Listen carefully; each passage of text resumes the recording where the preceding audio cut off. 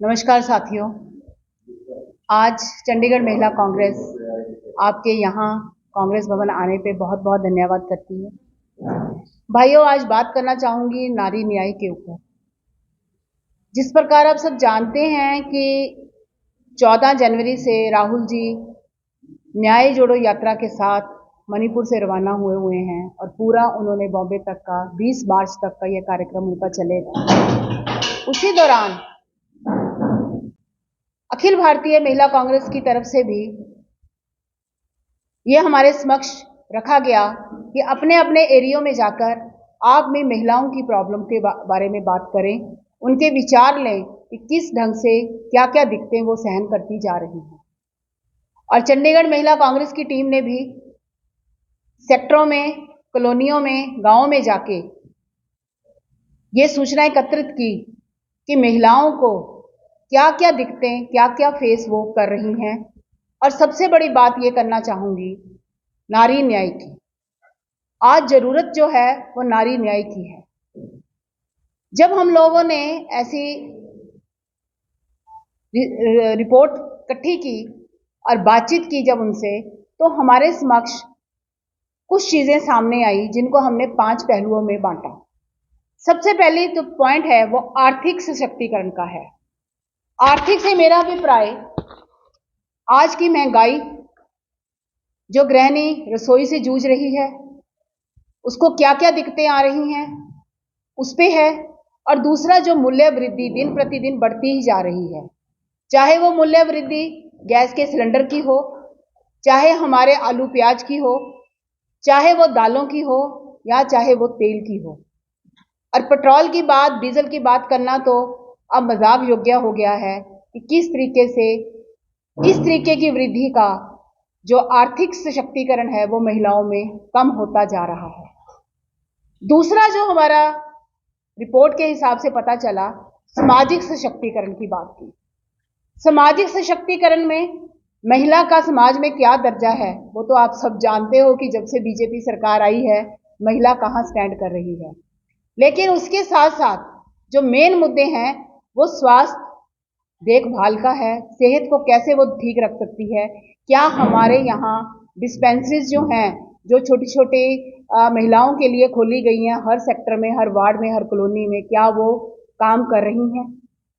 और उसके साथ साथ अगर इन्हीं में हम गर्भवती महिलाओं की बात करें तो ये देखने में आया है, मैंने भी सर्वे किया खुद जाकर, कि हॉस्पिटल और डिस्पेंसरी में ये बहुत महिलाएं ये मतलब ये क्वेश्चन उठाती हैं कि मैडम जो हमें कैल्शियम की गोली या फॉलिक एसिड या फिर कोई आयोडीन की गोली, जो भी कुछ गोली वो आयरन कैप्सूल्स देते हैं जो गर्भवती महिलाओं को खाने होते हैं अपने पीरियड में, डिलीवरी के पीरियड में, उसकी कमी देखने को मिलती है कि अस्पताल में ये कह दिया जाता है कि तुम 5 दिन की दवाई ले जाओ या 10 दिन की दवाई ले जाओ, बाकी तुम फिर आना। लेकिन उसका जो सर्कल है डॉक्टर को बुलाने का वो तो महीने का होता है, तो महिला कहाँ जाएगी। वो महिलाओं के लिए मोदी जी ने ये जरूर कहा कि मैंने महिलाओं को, गर्भवती महिलाओं के लिए सब कुछ फ्री कर दिया सरकार के हेतु, लेकिन वो सरकार के पास क्या वो दवाइयां हैं जो उनको जरूरत है और जो डॉक्टर लिख के देता है।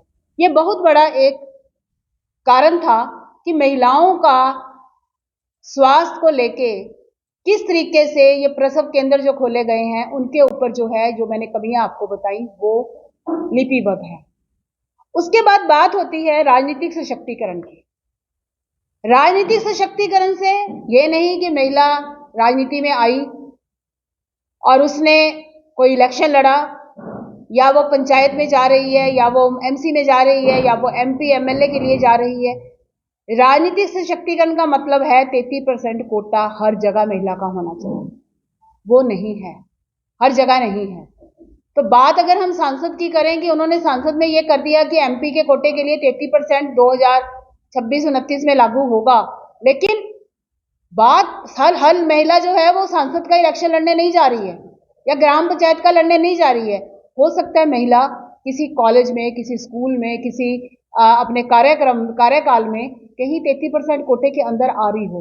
तो हमारी ये मांग है कि महिला का 33% कोटा हर जगह, हर स्थान पे होना चाहिए, ताकि वो अपने आप को उस समानता के दायरे में अपने आप को रख सके।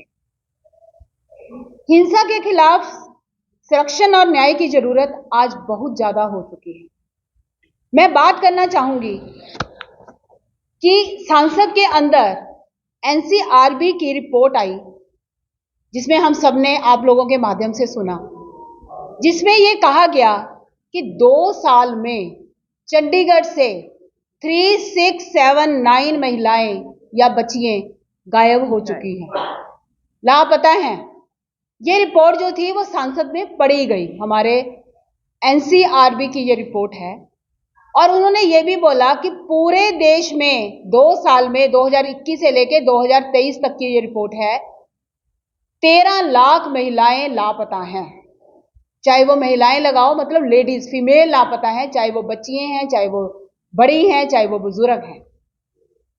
बहुत दुख हुआ ये देख के कि हर कॉर्नर पे, हर चौराहे पे ये लिखा जाता है कि we care for you, Chandigarh में तो खासकर। लेकिन वो वी केयर फॉर यू ये 3680 जितनी 3679 जो लेडीज लापता हुई, क्या उनके ऊपर लागू नहीं होता? आप लोगों के माध्यम से आपके इतने न्यूज़पेपर, इतने चैनल, इतने यूट्यूब चैनल चल रहे हैं, क्या आपको ये रिपोर्टें आई कि कितने थानों में कितने केस दर्ज हैं? माना कुछ लड़कियां भाग गई होंगी शादी करने के लिए, क्या उनकी रिपोर्ट फाइल की कि हाँ जी वो लड़कियां तो शादी के चक्कर में गई हैं?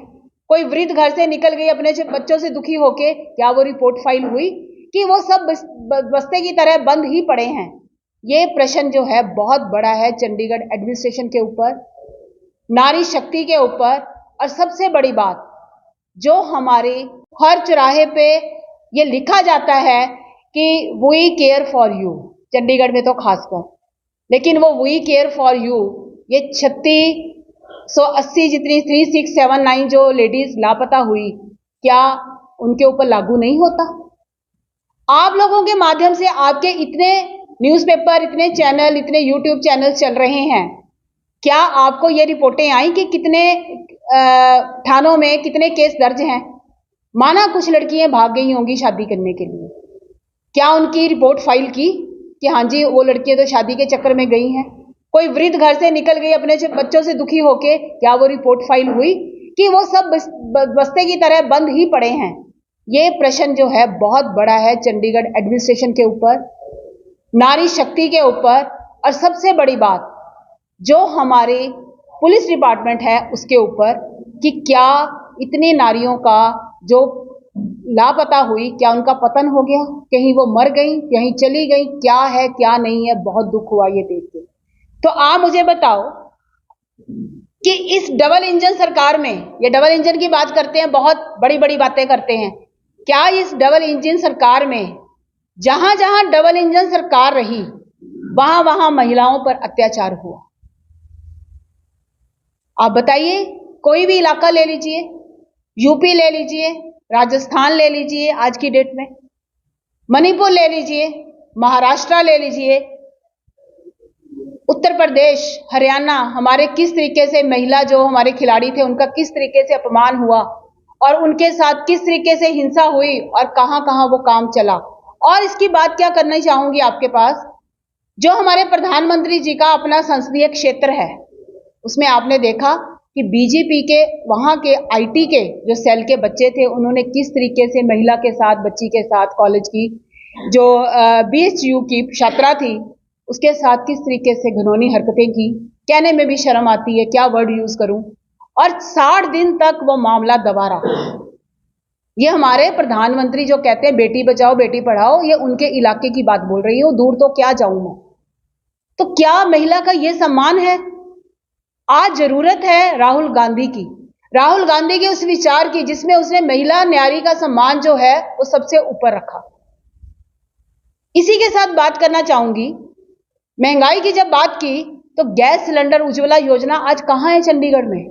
चंडीगढ़ में उज्ज्वला योजना के बहुत कम लोग थे जिनके फॉर्म्स मेरे पास पड़े हैं। जो भी मैं बात आपके समक्ष रख रही हूं वो तथ्य के साथ रख रही हूं। लेकिन आज एक सिलेंडर प्रोवाइड करने के बाद दोबारा सिलेंडर नहीं मिला, उजाड़ा योजना बन के रह गई जो उज्ज्वला योजना थी। सोचने की जरूरत है कि क्या यह सरकार न्याय नारी के साथ कर पा रही है कि नहीं कर पा रही।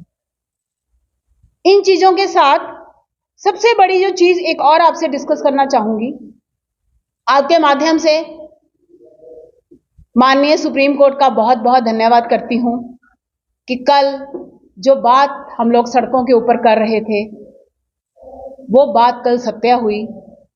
हाई कोर्ट से रिलीफ नहीं मिला, लेकिन सुप्रीम कोर्ट ने लोकतंत्र का हाथ थामा, लोकतंत्र को बचाने के लिए आगे कार्य किया और हम लोगों में सब विश्वास पैदा किया कि नहीं, न्याय अभी जिंदा है, न्यायपालिका अभी जिंदा है। उनका बहुत बहुत धन्यवाद करती हूं। और जिस तरीके से उन्होंने कल अपने ऑर्डर में भी कहा और जो वर्बली भी बोला कोर्ट के अंदर, वो ये था कि ये जो पीठासीन था उस दिन, वो अनिल मसीह, उसके ऊपर कार्रवाई करनी बहुत जरूरी है, क्योंकि अगर ये यहाँ ऐसा हो रहा है तो बड़े बड़े इलाकों में क्या हो रहा होगा। छोटा सा चंडीगढ़ 36 वोटों के साथ इतना कुछ हो गया। तो बहुत बहुत माननीय सुप्रीम कोर्ट का बहुत बहुत धन्यवाद करती हूँ। तीनों जजेस की जो पीठ थी उनका भी धन्यवाद करती हूँ कि इतना कुछ होने के बाद उन्होंने लोकतंत्र का हाथ थामा, लोकतंत्र को जिंदा रखने की कोशिश की। अदरवाइज देखा जाए तो चंडीगढ़ में लोकतंत्र तो खत्म ही 30 तारीख को हो चुका था। सो इन चीजों के साथ ये न्याय का जो कार्यक्रम है, ये नारी न्याय का कार्यक्रम आज से लॉन्च हो रहा है। वो भी मैं इन तथ्यों के ऊपर ही लॉन्च करने जा रही हूं। जहां भी चंडीगढ़ में नारी को न्याय नहीं मिल रहा, जो चीजें मैंने 5 बताई उनकी भागीदारिता नहीं हो रही है, उसके लिए चंडीगढ़ महिला कांग्रेस अपनी पूरी टीम के साथ महिलाओं के लिए खड़ी है। और उसी के साथ साथ आपको ये बताना चाहूंगी कि कल 7 तारीख को अखिल भारतीय कांग्रेस कमेटी के जो महिला अध्यक्ष, राष्ट्रीय महिला अध्यक्ष हैं अलका लांबा जी, वो कल चंडीगढ़ आ रही हैं। आपसे भी प्रेस वार्ता होगी उनकी, और 2 हमारे प्रोग्राम रहेंगे, उसमें भी नारी न्याय की ही बात होगी कि चंडीगढ़ में नारी न्याय किस तरीके से डामाडोल हुआ है, उसी के ऊपर गहन चर्चा होगी। तो मैं आप सब भाइयों को ये भी कहूंगी कि कल भी आप समय पे पहुंचे, ताकि उस चीज को आप रिकॉर्ड कर सके अच्छे से